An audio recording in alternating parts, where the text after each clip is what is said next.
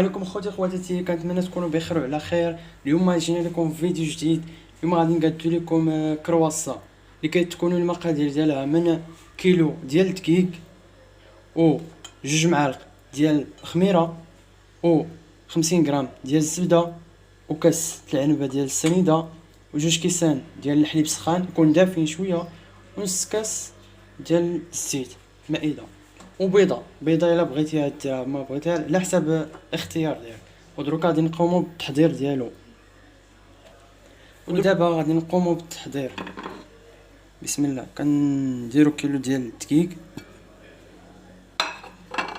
كنديروا بحال هكا، بحال هاد الحفره هادي بحال هكا.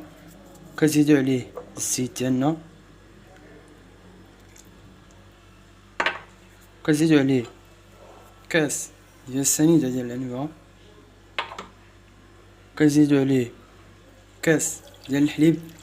حنا كنديروا في الاول غير كاس ديال الحليب ومن بعد الا خاص كنعاودو كنزيدوا ليه الكاس الثاني. كديروا ليه الزبده،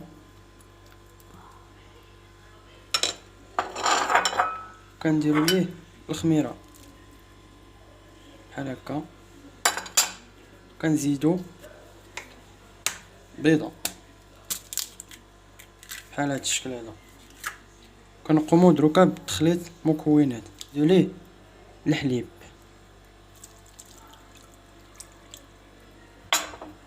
كنعاودوا نعجنوه. ومن بعد ما دلكناها مزيان غادي نجيبو بلاصيكا ولا سلوفان اللي بغيتو نتوما، وغادي تغطيو عليه بحال هكا، وغادي تخلوه واحد شويه، واحد 5 دقائق تقريبا، ومن ديك الساعه غادي تخدموا عليها. ومن بعد ما خلينا هاد العجينه ديالنا تستوي واحد 5 دقائق، غادي نقسموها على النص بحال هكا.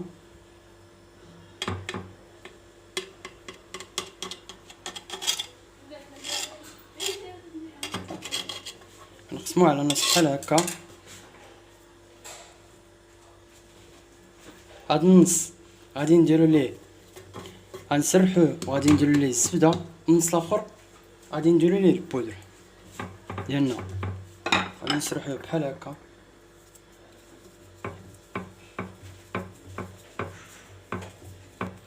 بحال هكا.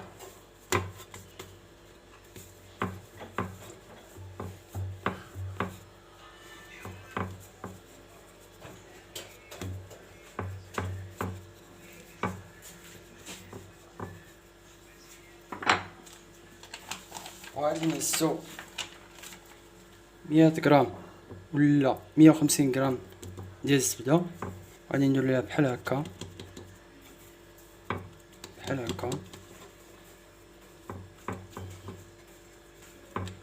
بحال هاد الشكل هذا. وغادي نهبطو هكا،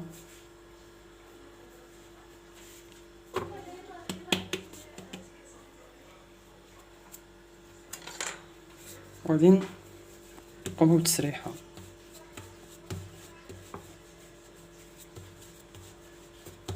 ودروكا ملي سرحناها غادي نطويوها بحال هاد الشكل هذا.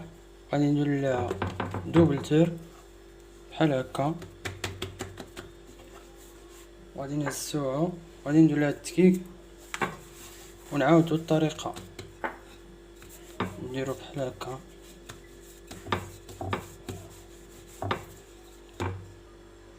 وهذا هو دوزيام تور غادي نديرو ليها بحال هكا. كما العاده ديما كنديرو الدقيق باش تسرح لينا دغيا، متكونش قاصحه الا كدير ليها التور، بس ديما العجينه تكون قاده بحال هكا.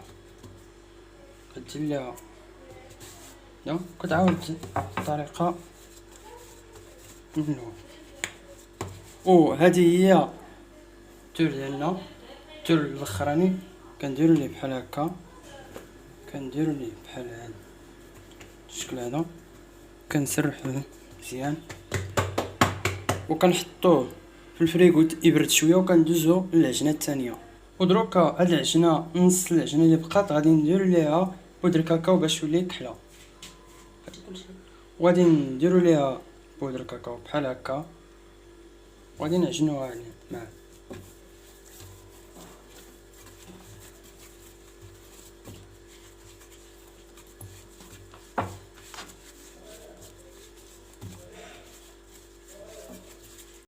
ومن بعد ما عجننا العجينه ديالنا بالبودر وصبحات على هذا الشكل هذا، ولات كامله فيها البودر، زدنا عليه شويه الحليب وعجناه معاه حيت كتكون قاصحه شويه، لابد تزيدوا عليها شي كاس ديال الحليب.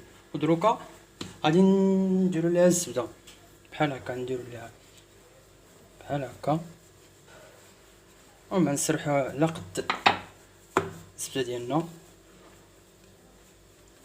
بحال هكا. وغادي دير ليها 100 غرام ولا 150 غرام ديال الزبده، وغادي دير ليها بحال هكا وبحال هكا، المهم تجمعها كامله. ديك الساعه دير ليها بحال هكا وبدات تعجن هادي، وبدات دير لها دركا تسرحها. ومن بعد ما درنا لها واحد التور غادي نديرو ليها بحال هكا،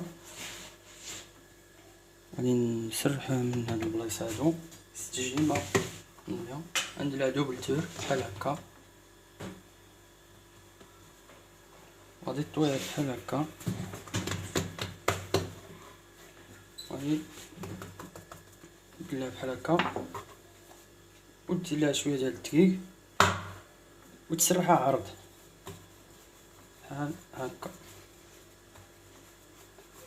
ومنين تسرحها عرض شويه غادي تقلبها بحال هكا، تعطيني الدقيق. ومن بعد ما درنا لها واحد التور غنزيدو لها التور الثاني بحال هكا، عفوا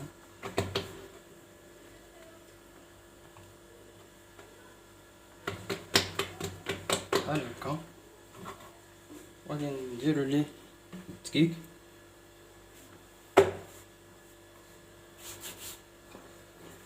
كيما اللي درنا التور الثاني غنديرو للتور الثالث بحال هكا، وغادي نعجنوها. ومن بعد ما درنا لها التور الثالث والاخير غادي نجمعها بحال هكا، وغادي نوضعوها في الفريغو واحد شويه 5 دقائق تقريبا. ودروك اخوتي حيدنا هادي من الكونجيلاتور ديالنا واحد 5 دقائق، غادي نسرحوها وغادي نجيبو هذيك الاخرى ونسرحو. المهم تبعونا بعدا على ضربتين بحال هكا.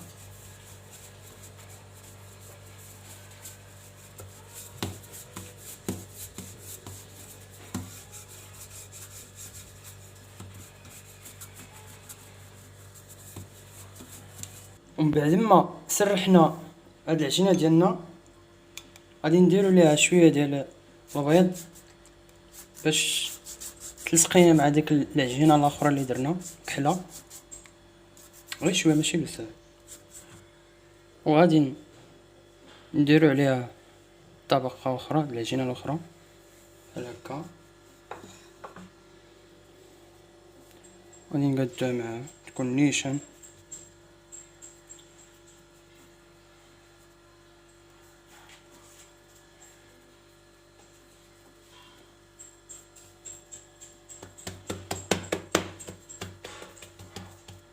ودير لها بحال هكا تلصقوها تكون مقاده مع هذيك البيضه بحال هكا، وتوزع عليها بشويه نديرو ليها بحال هكا. ودروكا كما كتلاحظوا منين سرحنا مع هذيك لصقنا معاهم كيكون على هذا الشكل هذا صافي، وكنقسموهم بحال هكا يكونوا مقادين بحال هكا. وهذا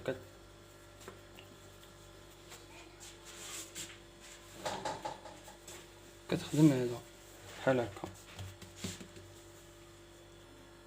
وغادي نقطعوها بحال هكا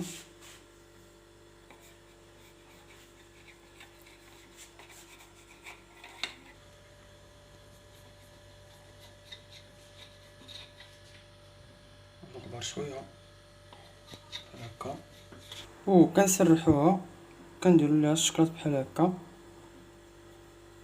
كنديروا لها بحال هكا كنبدا كندورها بحال هاد الشكل هذا،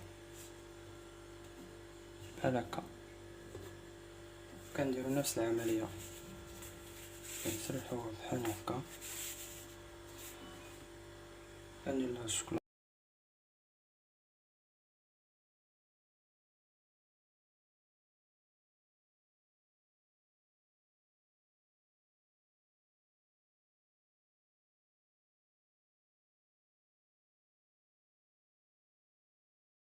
وهذا هو النص الثاني من العجينة، غادي نديرو فيه بتي بان بحال هكا.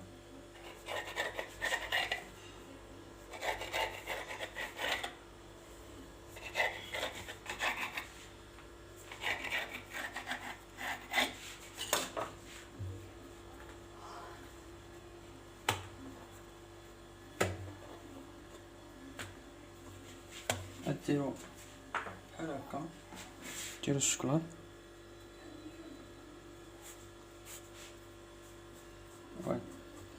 ديرو بحال هكا.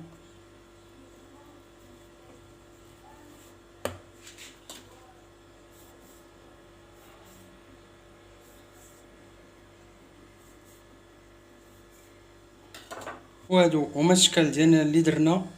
دروكا غادي نخليوهم يخمروا لينا، ونزيدو ليهم البيض. ديك الساعه غنديروهم في الطاوه ونديروهم في الفران، المهم بعد تيخمروا. المهم اخوتي غادي نديرو شكل جديد.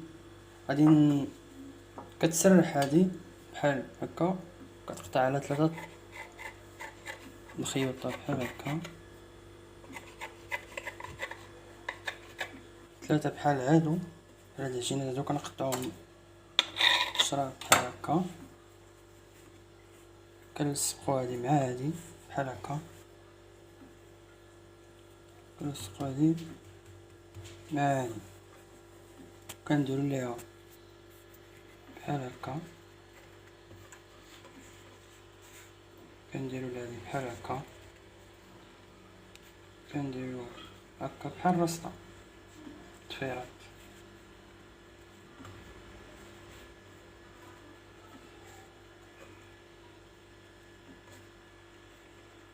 تكون بحال هكا ولا هكا بحال هادي نتا. صافي نتا كتختار كدير لها الشكلاط بحال هكا، وكتورك عليها هاد البلاصه هادي، كتبدا كدور بحال هكا. وهي كي كتكون ناضية بحال شي وريضة.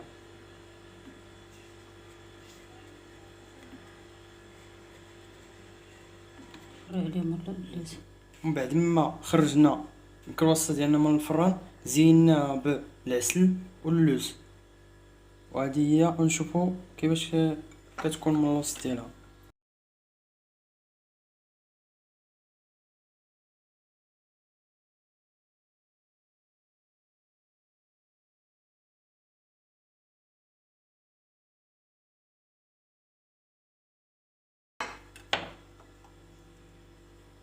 هذه هي كي كيكون من الداخل، كيكون هشاش ورطبين، كيكون الشكلاط من الداخل بحال هكا.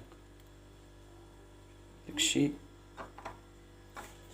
هي طيبه، وكنتمنى ديروا لنا شي لايك وشي كومونتير وابوني، ودعمونا باش ديما نديرو الجديد ان شاء الله.